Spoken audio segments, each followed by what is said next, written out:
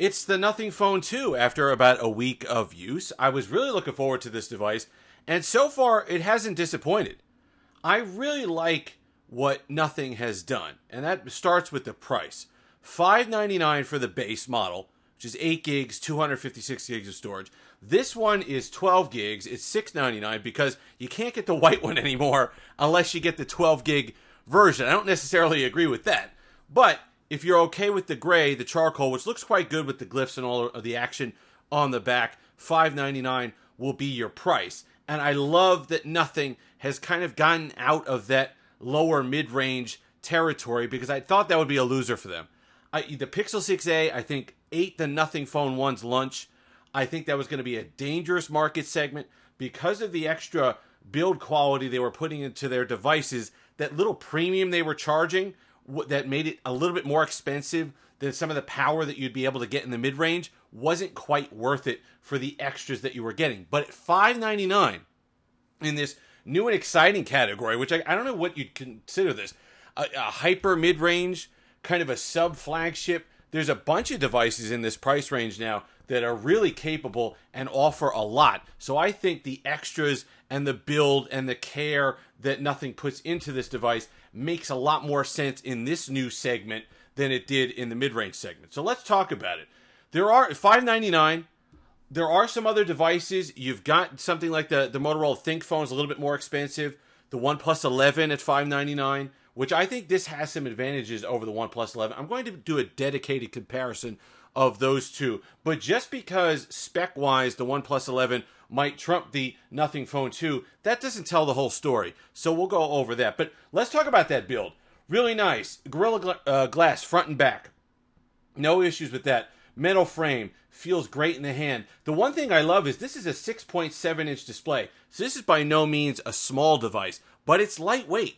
201 grams for a device this large and not on the overly thick, but kind of on the thick side is nice. It's a nice hold in the hand. Usually when you get these 6.7, 6.8-inch devices, they're coming in at 230 grams, and it's a bit of a commitment in your hand to carry around. So I like it.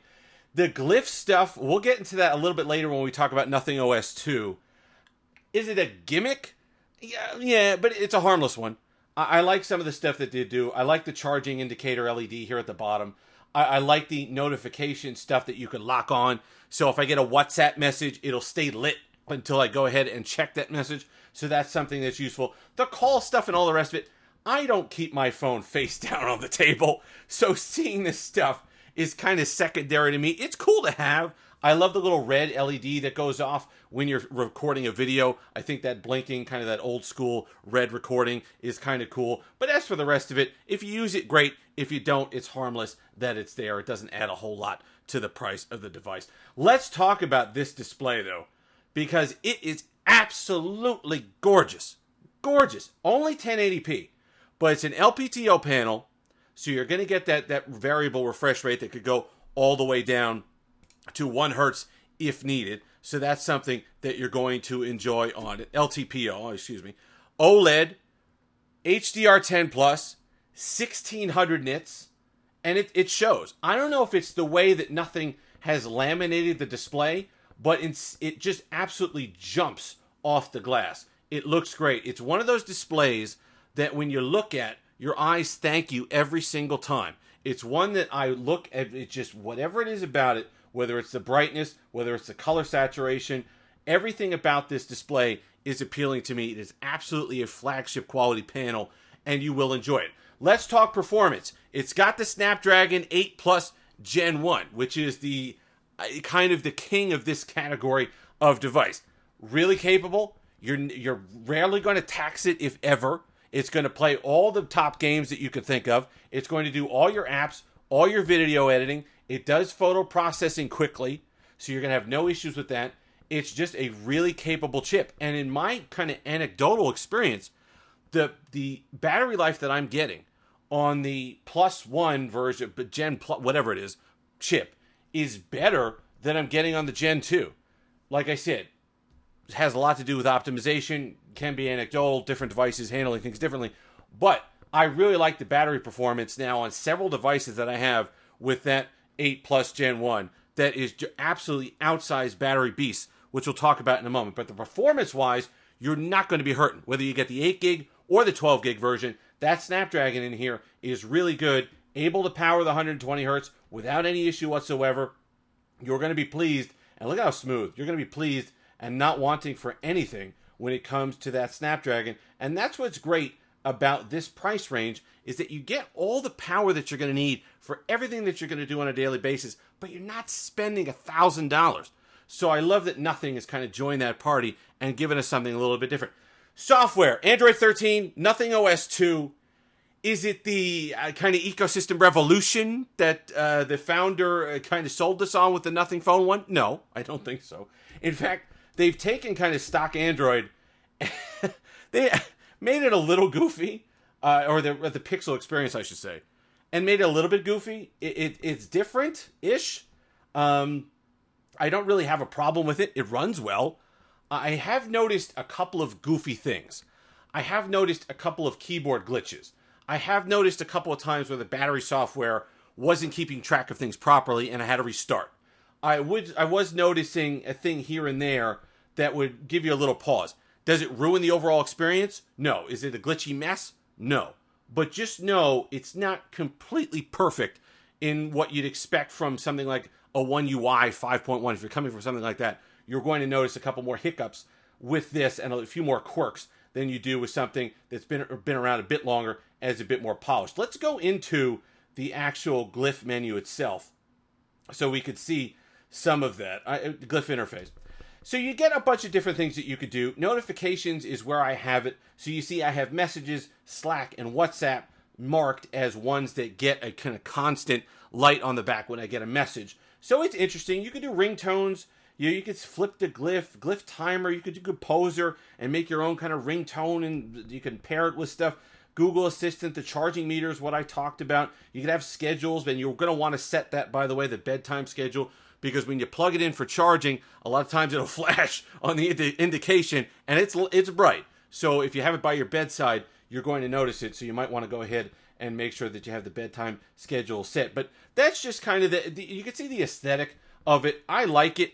I think it's interesting. It's kind of a retro dot matrix throwback. So if that's something that's familiar to you or that you enjoy, you're going to like it on Nothing OS.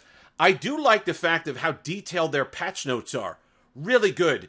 It is a complete selection. They got little emojis and everything, but it is a line-by-line description of the things that they fixed in the patch, what was wrong, what they're working on. It's just a really good, user-friendly explanation of what's going on. So software support has been good, and you get that full, I think it was like 4 years of support on this. So I do like the fact that they've kind of made support a key pillar of the user experience. And that's something that they did last year, but that's carried through with the Nothing Phone 2. Battery life, outstanding. Outstanding. Like I said, a lot of devices in this price range, in this category, using this chip.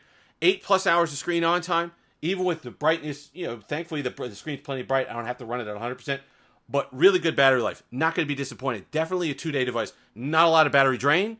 Not a lot of network drain. Just an overall, you can wail on it, and it'll just sit there and keep taking it. And you can use this battery all day long. Love it. Like I said, over 8 hours of screen on time. Absolutely no complaints. And the one thing that makes this device kind of a really great package that I think that Google's been trying to get to, but nothing really pulls in on. Performance, battery life, build, and then camera. The Pixel 7, the Pixel 7a, Google's been kind of hovering around it, but I think nothing really came with a really nice balance of the bunch, because the camera on this is excellent. I didn't think it would be, but I was pleasantly surprised. 50 megapixel, no telephoto, so you're limited by the versatility there. You're going to have an ultra wide for the second shooter, but the pictures have great color, good depth. I was really pleased, as you can see by the samples, with the camera on the Nothing Phone 2. I was not expecting that. But I like that, because in this price range, that's one of the advantages it's going to have over something like the OnePlus 11. So while the OnePlus 11, you're going to get that raw extra power of the Gen 2 Snapdragon, here you're going to get a better camera, I think a better overall balance of things, including, I give the OS nod, Nothing OS, a slight advantage over Oxygen OS at this point with their kind of color OS integration woes. But I overall have been liking it a lot. I think it's what Pixel, like I said, has been striving to be.